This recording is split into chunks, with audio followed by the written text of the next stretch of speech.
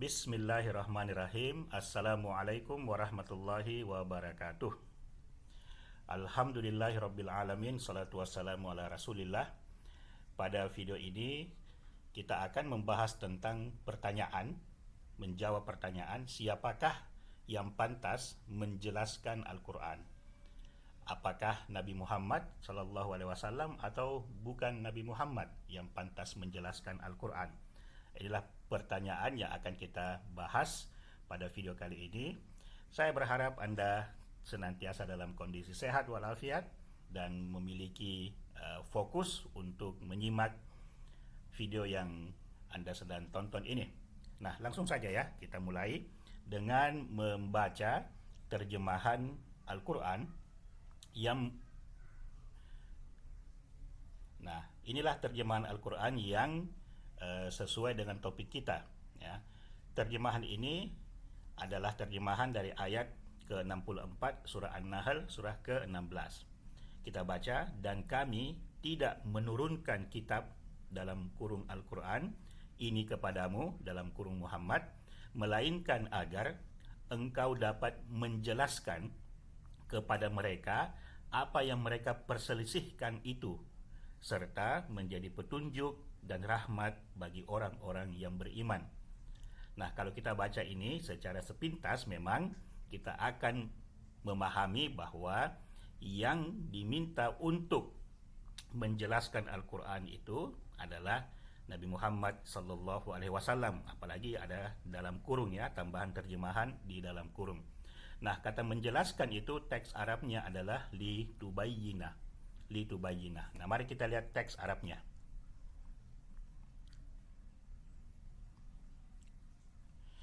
Nah, di sini kata litubayyina ditulis atau tertulis seperti ini, litubayyina, dan terjemahan katanya adalah agar kamu menjelaskan.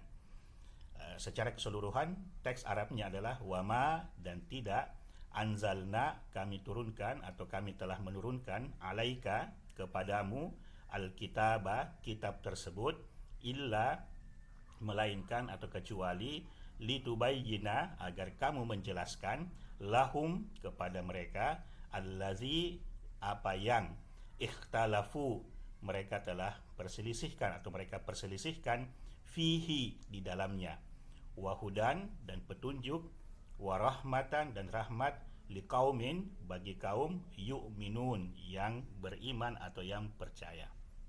Nah, inilah teks Arab dari ayat ke-64 surah An-Nahl surah ke-16, dan kata yang kita sedang pelajari adalah litubayyina. Nah, kata litubayyina ini kalau kita uraikan itu terdiri dari li, tu, dan bayyina. Li ini adalah harfun. Kalau Anda yang pernah belajar bahasa Arab atau mengerti bahasa Arab, li ini adalah harfun atau huruf yang memiliki makna.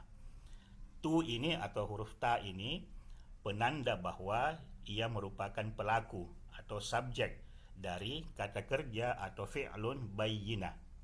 Jadi bayyina ini kata kerja atau fi'lun, tu ini adalah subjek atau pelaku atau dhamir, kemudian li ini adalah harfun atau huruf yang memiliki makna. Nah, inilah uraian kata litubayyina. Nah, kita lihat bayyina ini adalah kata kerja atau fi'lun. Nah, bayyina ini diambil dari akar kata ba, ya, dan nun. Akar kata ba, ya, dan nun ini terulang sebanyak 523 kali di dalam Al-Quran. Nah, kita lihat sumbernya. Nah, jadi di sini akar kata ba, ya, dan nun terulang sebanyak 523 kali dalam berbagai bentuk atau dalam berbagai kata. Nah, kita akan nanti melihat seluruh konteks penggunaan kata bayyana ini di dalam Al-Quran. Namun sebelum itu kita lihat dulu apa sih artinya ini bayyana atau bayyina. Ya.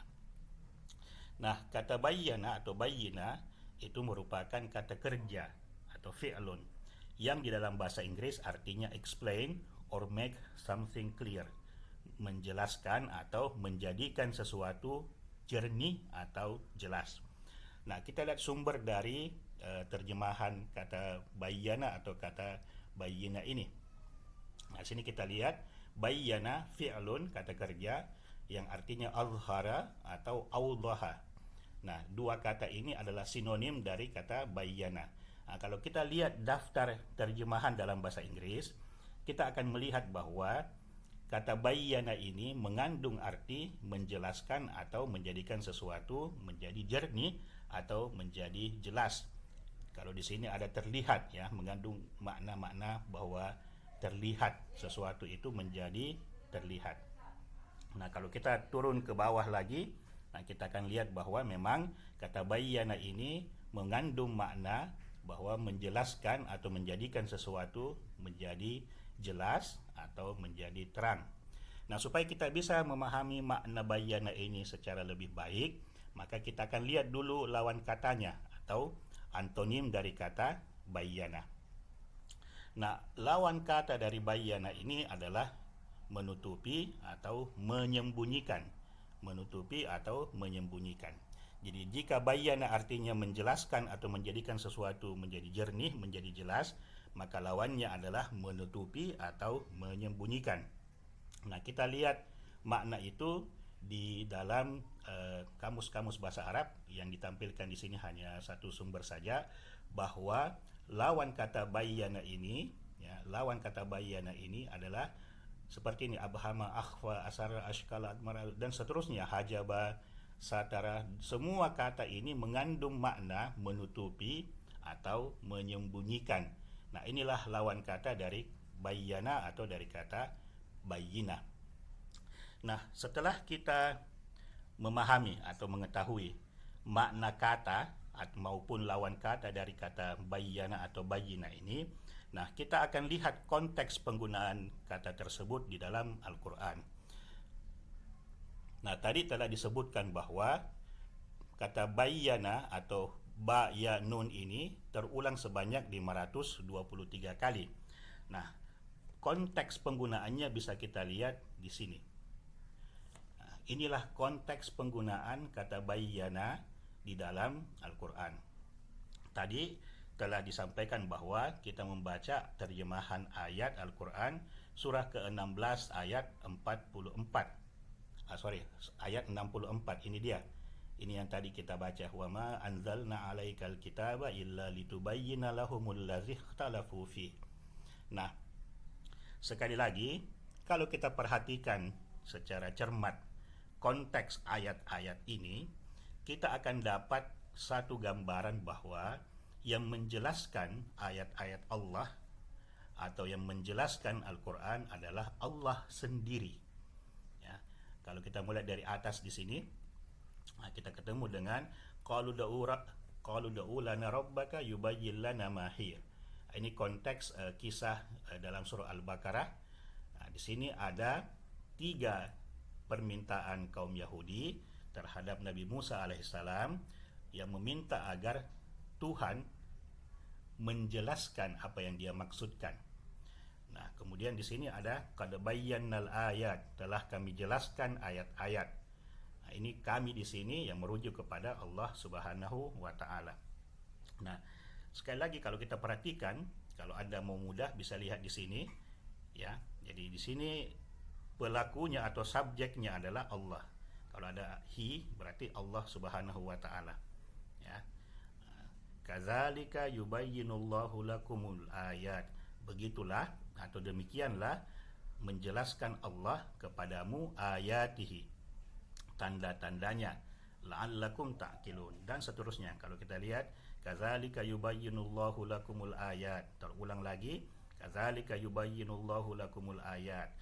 Nah, kalau kita sekali lagi memperhatikan dengan teliti, tampak kesan bahwa yang menjelaskan ayat-ayat Allah adalah Allah sendiri. Kalau kita berbicara dalam konteks kitab Al-Quran, maka yang menjelaskan kitab Al-Quran adalah Allah sendiri. Rasanya lebih mantaplah kalau pengarangnya sendiri atau penuturnya sendiri yang menjelaskan apa yang ia maksudkan dalam ucapan atau dalam tulisannya. Sekali lagi, perhatikan. Jadi kadang-kadang memakai he, kadang-kadang memakai we, dia atau kami.